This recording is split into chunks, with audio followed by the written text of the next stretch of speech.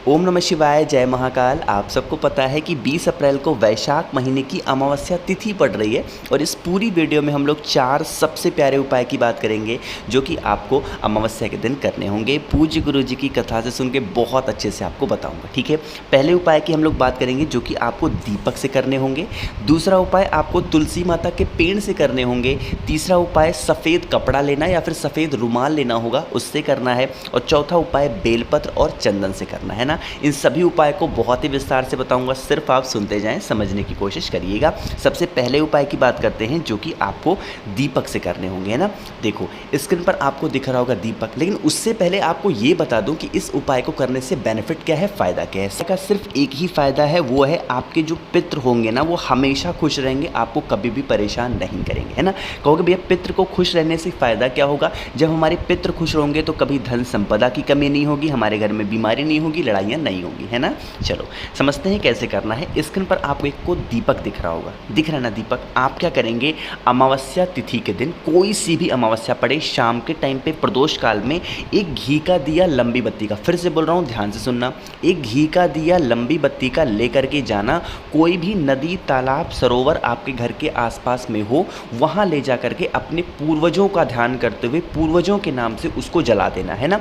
आपको ध्यान रखना होगा जो दीपक की बत्ती होगी वो लंबी बत्ती होगी और घी का दिया लगाना, ठीक है। कहोगे भैया जो दीपक का मुख होगा वो हम कौन से साइड करेंगे। देखो आपके पास दो ऑप्शन है। पहला ऑप्शन तो ये है कि अगर आप अपने पितरों के लिए जलाओगे तो जो दीपक का मुख होगा दक्षिण दिशा की तरफ होगा। कौन सी दिशा, दक्षिण दिशा। दूसरा, अगर आप धन संपदा के लिए लगा रहे हो तो उस दीपक का जो मुख होगा वो दक्षिण दिशा की तरफ नहीं होगा, किसी और तरफ होगा। लेकिन मैं आपसे कहूँगा कि आप वो दीपक अपने पितरों के लिए लगाना, क्योंकि अगर आपके पितृ आपके पूर्वज खुश हैं तो हमेशा आपके घर में धन संपदा बनी रहेगी। यहीं पर लोगों को डाउट होगा, भैया हमारे घर के आसपास कोई भी नदी तालाब सरोवर नहीं है, हम क्या करें। कई ऑप्शन है आपके पास।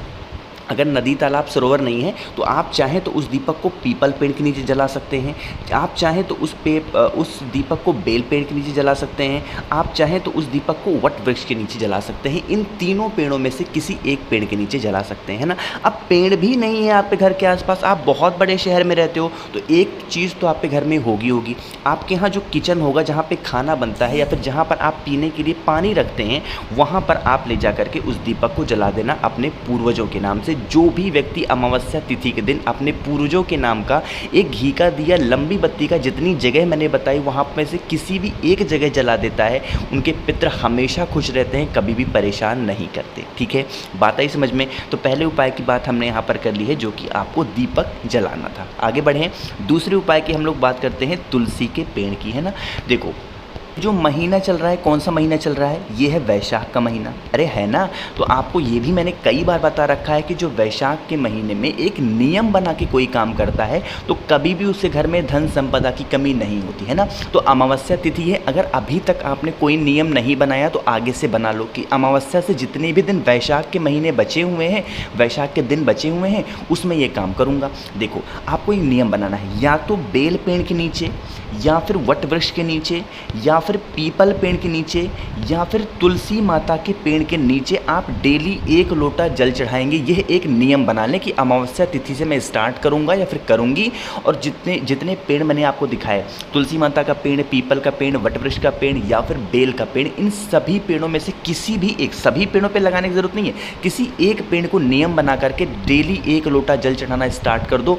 कभी भी धन मतलब घर में आपके धन संपदा की कमी बिल्कुल भी नहीं होगी, है ना। तो इस नियम को वैशाख के महीने में फॉलो कर लो, हमेशा महादेव आपसे खुश रहेंगे। महादेव के लिए बहुत प्रिय महीना माना जाता है, एक तो सावन और दूसरा वैशाख का, ठीक है। बात आ रही समझ में। आगे बढ़े हम लोग अपने तीसरे उपाय की तरफ जो कि आपको सफ़ेद कपड़े से करना होगा ना। बहुत सुंदर सा उपाय है, बहुत ही आसान सा उपाय है। देखो कैसे करना है इस पूरे उपाय को और इसका फ़ायदा क्या है ये समझो। इससे 2 फ़ायदे हैं। पहला फ़ायदा तो ये है कि आपके घर में कभी भी बीमारी प्रवेश नहीं करेगी, और दूसरा फ़ायदा जो सबसे बड़ा है, लोगों की जो ज़रूरतें बहुत ज़्यादा हैं, पैसा यानी कि धन संपदा आपके घर में बनी रहेगी, ठीक है। कैसे करना है बताऊँगा, लेकिन अब आप वीडियो को कर दीजिए लाइक। आवाज़ जो भी लोग पहली बार सुन रहे हैं चैनल को सब्सक्राइब करिएगा, ठीक है।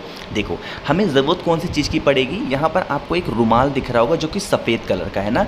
इसी तरीके से आपको भी कोई ना कोई सफ़ेद कपड़ा लेना है, चाहे तो नया ले लो या फिर पुराना ले रहे हो तो साफ़ सुथरा होना चाहिए। ठीक है, ले लिया। आगे बढ़ें। आपको ज़रूरत होगी एक सफ़ेद फूल की। सफ़ेद फूल पूरा ना मिल पाए तो इसकी एक छोटी सी पंखुड़ियाँ ही ले लोगे तो भी काम चल जाएगा। ले लिया। आगे बढ़ें। फिर जो सबसे ज़्यादा ज़रूरी बात है वो है 108 चावल के दाने। कितने? 108 चावल के दाने आपको लेने होंगे, जो कहीं से टूटे हुए बिल्कुल भी नहीं होने चाहिए, एकदम खड़े खड़े चावल के दाने लेना। ले लिया। आगे बढ़ें। फिर क्या करोगे, जो मैंने आपको बताया 108 चावल के दाने, सफ़ेद फूल और एक रुमाल। रुमाल में 108 चावल के दानों को डालोगे, एक सफ़ेद फूल को डालोगे, उसकी एक पोटली बनाओगे। ठीक है। दूसरा काम क्या करोगे? दूसरा काम करोगे, आपके घर में जहाँ पर भी आरओ लगा हो, जहाँ पर पीने का पानी रखते हैं ना, वहाँ पर ले जा करके आपको उसको रख देना होगा। ठीक है। कोई भी आपके विश हो, जिस भी कामना से रखना हो, उस कामना से उसकी पोटली बना करके आरओ के पास जहाँ पीने का पानी रखते हो वहाँ पे रख देना। कहोगे भैया कब तक रखा रहने दें? देखो, जैसे मान लीजिए कि आपने 20 तारीख यानी अमावस्या के दिन रखा, तो 20 को रखा रहने दो, 21 को रखा रहने दो और 22 को रखा रहने दो। ये 3 दिन रखा रहने दो। 23 तारीख को, 22 तक रखा रहा है तो 23 तारीख को आप उस पोटली को उठाओ। ठीक है। उठाने के बाद क्या करेंगे, आप एक काम करना, एक घी का दिया गोल बत्ती का। कौन सा? घी का दिया गोल बत्ती का भी आप अपने साथ ले लेना, और घी का दिया गोल बत्ती का ले जाना और महादेव के शिवलिंग के पास, उनके मंदिर में अपनी मनोकामना कहते हुए प्रज्वलित कर देना, जला देना। यह काम आप कभी भी कर सकते हैं। सुबह करना चाहो सुबह करो, शाम को करना चाहो शाम को करो। ठीक है। इतना काम कर लिया। उसके बाद जो आपके हाथ में सफ़ेद कपड़े की पोटली है, कोई भी व्यक्ति आपके घर के आसपास रहते हो, कोई ब्राह्मण हो, पंडित हो, कोई भी हो, उनको ले जा करके आप उस पोटली को दे देना। अब कहोगे भैया एक बात बताओ, उसमें तो ना रुपए हैं ना पैसे, तो जो ब्राह्मण होंगे, पंडित जी होंगे, कितना गुस्सा करेंगे मेरे ऊपर कि लाके खाली सफ़ेद कपड़ा दे रहा है, पागल समझो मुझे। देखो, तो गुस्सा नहीं करते। देखो, एक ऑप्शन आपके पास और है। जो भी सौभाग्यशाली स्त्री आपके घर में हो, जिनकी शादी हो गई हो, चाहे आपकी बेटी हो, चाहे आपकी बहू हो, चाहे आपकी बहन हो, जिसकी शादी हो गई हो, उस शादीशुदा लेडी को आपको उस पोटली को दे देना है। साथ ही साथ जितनी आपकी क्षमता हो कुछ दक्षिणा भी उनको दे देना और उनको कह देना इसको आप संभाल करके रख लो। कभी भी आपके घर में धन संपदा की कमी नहीं होगी। जो भी मनोकामना से इस उपाय को आप करोगे वो सारी इच्छाएं पूरी ज़रूर होंगी। कहोगे भैया हम किसी लेडी को भी देंगे जो शादीशुदा होंगी, वो कहेंगी पता नहीं क्या टोटका वगैरह करके दिया है, हम कैसे ले लें? तो अगर आप किसी ब्राह्मण को, किसी पंडित को दे रहे हो तो उनको भी कुछ दक्षिणा दे देंगे। अगर वो दक्षिणा देंगे आप तो वो आराम से ले लेंगे। कह देना भैया, कह देना पंडित जी मेरी एक मनोकामना थी जो पूरी हो गई है, आप इसको ले लीजिए, तो वो ले लेंगे। ठीक है। तो 3 उपाय की बात हमने यहाँ पर कर ली है, जो कि तीसरा उपाय सबसे प्यारा था, जो कि आपकी कोई भी मनोकामना को पूरी कर सकता है ना। आगे बढ़े हम लोग अपने चौथे उपाय की तरफ, जो कि आपको बेलपत्र और चंदन से करना होगा, है ना। ये भी विश आपकी जो अधूरी रहती है, पूरी नहीं हो पा रही है, तो आप इस कामना से इस उपाय को करिएगा। स्क्रीन पर आपको बेलपत्र दिख रहा है ना। बेलपत्र आप क्या करेंगे, बहुत ही प्यारी सी एक छोटी सी बेलपत्र लेना। ठीक है। ले लिया बेलपत्र।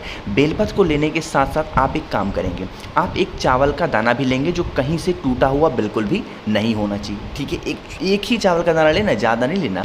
साथ ही साथ आपको लेना होगा एक चंदन, किसी भी कलर का। ये तो अबीर मैं आपको दिखा रहा हूँ, अबीर नहीं लेना, चंदन लेना है किसी भी रंग का, चाहे तो पीला ले लो या फिर लाल ले लो, है ना।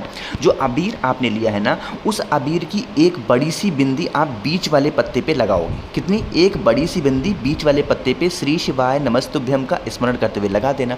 जो मैंने एक चावल का दाना आपको बताया है, इसी चंदन पर उस एक चावल के दाने को भी आप रख दोगे। ऐसे का ऐसा ही बेलपत्र लेके जाओगे महादेव के शिवलिंग के पास में, उनके शिवलिंग के ऊपर अपनी मनोकामना कहते हुए श्री शिवाय नमस्तुभ्यम का स्मरण करते हुए उस बेलपत्र को समर्पित करना। जब आपकी कोई विशेष कामना होती है तो जो बेलपत्र की डंडी होती है माता अशोक सुंदरी की तरफ होती है और पत्ती का भाग होता है वो आपकी तरफ होता है, कुछ इस तरीके से जैसा कि स्क्रीन पर आपको दिख रहा है। ठीक है। समर्पित करने के बाद अपनी मनोकामना महादेव से कहना और एक लोटा शुद्ध जल तांबे के लोटे से उसी बेलपत्र के ऊपर श्री शिवाय नमस्तुभ्यम का स्मरण करते हुए समर्पित करना। महादेव के पास खड़े होकर के 2 मिनट तक प्रार्थना करना, महादेव हम लोग बहुत परेशान हैं, इतने दिनों से हमारे विश मनोकामना पूरी नहीं हो पा रही है, आप किसी भी तरीके से हमारी इस कामना को पूरा कर दें। बहुत ही प्रेम से, भाव से महादेव से अपनी बात को कह देना। ठीक है। बात आई समझ में? तो 4 उपाय उपाय की बात हमने की जो कि आपको अमावस्या तिथि पर ज़रूर करना चाहिए। कोशिश की मैंने अच्छा समझाने की। वीडियो पसंद आई हो तो लाइक कर दें। मुझसे फ़ोन पे बातें करनी है तो इंस्टाग्राम पे फॉलो करें द नेचुरल प्लैनेट 108 आवाज़। जो भी लोग पहली बार सुन रहे हैं चैनल को सब्सक्राइब ज़रूर करिएगा। ओम नमः शिवाय, जय महाकाल।